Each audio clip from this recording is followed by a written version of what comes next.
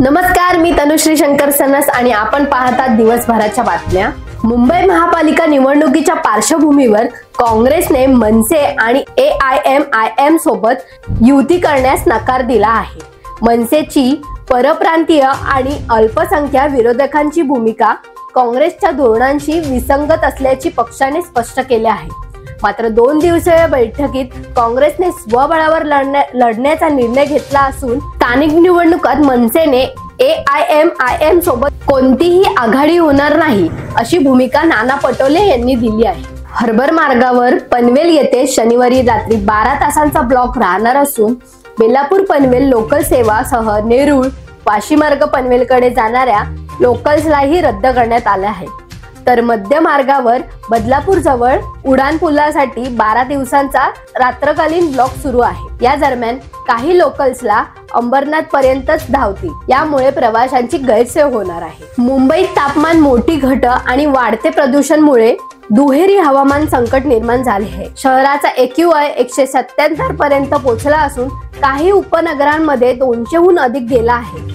दुर्गट वातावरणामुळे नागरिकांना श्वास घेण्यास त्रास होत असल्याने डॉक्टरने दमा व हृदयविकार असलेल्या रुग्णांना विशेष काळजी घेण्याचा सल्ला दिला आहे। मराठा समाजाला दिलेले स्वतंत्र 10% आरक्षण अयोग्य असल्याचे युक्तिवाद मुंबई उच्च न्यायालयात झाला। याचिकेनंतर वकील प्रदीप संचेती यांनी सांगितलं, मराठ्यांना SEBC प्रवर्गातच आरक्षण देता आले असते, पण OBCच्या विरोधामुळे स्वतंत्र आरक्षण देण्यात आले। सरकारने योग्य संरक्षण न करता आंदोलनाच्या दबावाखाली निर्णय घेतल्याची टीकाही करण्यात आली। स्थानिक निवडणुकांच्या पार्श्वभूमीवर वैभव नाईक यांनी निलेश राणेंच्या अतिरिक्त पोलीस संरक्षणात कपात करण्याची मागणी केली आहे। राणे सुरक्षा ताफ्यांचा वापर मतदारांवर दबाव टाकण्यासाठी करतात, तसेच सायरन व ताफ्यांमुळे स्थानिकांना त्रास होतो असे आरोप देखील त्यांनी केले। असे आरोप करत थेट राज्य निवडणूक आयोगाला पत्र लिहिलं आहे। मात्र या पत्रामुळे दोन्ही नेत्यांमधील संघर्ष पुन्हा वाढला असून सिंधुदुर्गचे राजकीय वातावरण तापले आहे। विक्रोळी पार्क साइट परिसरात ठाकरे गटाचे कट्टर शिवसैनिक सुरेंद्र पाचाडकर यांची एका क्षुल्लक कारणावरून हत्या झाली। महाराज या टोपण नावाने ओळखले जाणारे पाचाडकर यांची अमन श्रीराम वर्मा या तरुणाने धारदार हत्याराने हत्या केल्याची माहिती समोर आली आहे। घटनेनंतर परिसरात तणावाचं वातावरण असून पोलिसांनी आरोपीला ताब्यात घेतला आहे।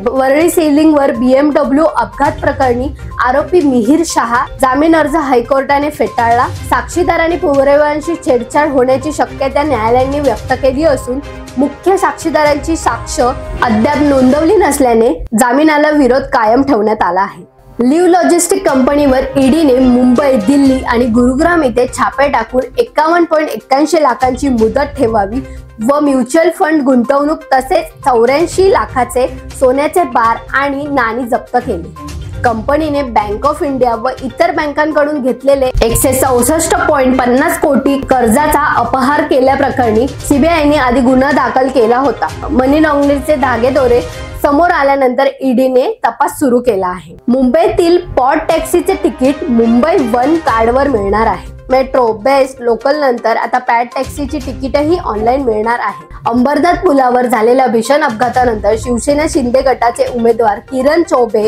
यांच्या ड्रायव्हर लक्ष्मण शिंदे निष्काळजी वाहन चालकाचा गुन्हा दाखल झाला असून प्रचार सभेत जाताना शिंदे यांना अचानक अटॅक आल्याने गाडीवरील नियंत्रण सुटले आणि या अपघातात 4 जणांचा मृत्यू आणि 4 जण जखमी। मात्र आरोपी ठरलेले ड्रायव्हर शिंदे हेही मृत्युमुखी पावल्याने पोलिसांचा अद्याप तपास सुरू आहे। अशाच नवनवीन अपडेट्ससाठी पाहत रहा साऊथ मुंबई न्यूज चॅनल, चेहरा मुंबईचा। साऊथ मुंबई विभागातील घडामोडी जाणून घेण्यासाठी साऊथ मुंबई न्यूज चॅनलला लाईक, फॉलो, शेअर आणि सबस्क्राईब करा आणि बेल आयकॉनवर क्लिक करून ऑल करायला विसरू नका।